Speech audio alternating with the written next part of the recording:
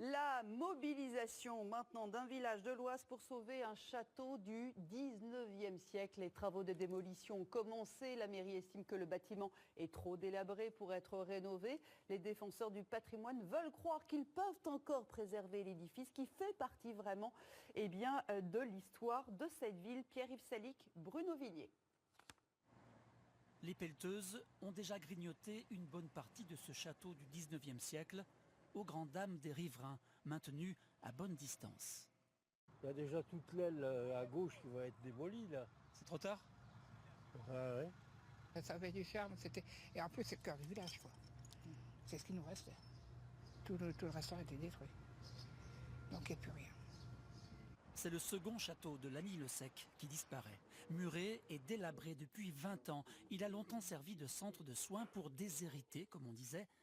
À la belle époque, la comtesse de l'Espinasse y séjournait. À 96 ans, Gisèle Broquelaire l'a toujours connue. Sa mère et sa grand-mère travaillaient au château.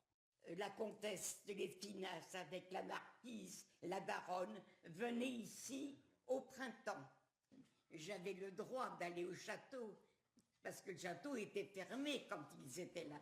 Détruire ou restaurer, les 2000 latiniciens se divisent entre anciens et modernes.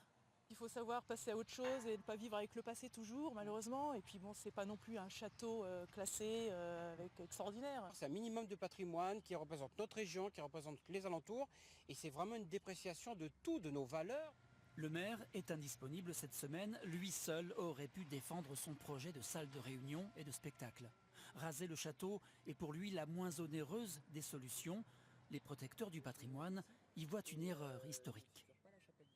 Il faudrait que les élus arrivent à comprendre, essentiellement dans les communes rurales, que le patrimoine, s'il est entretenu et valorisé, c'est une manne pour leur commune et pas une charge. Un rassemblement de soutien est prévu dimanche, mais il est sans doute plus urgent de prendre les dernières photos souvenirs.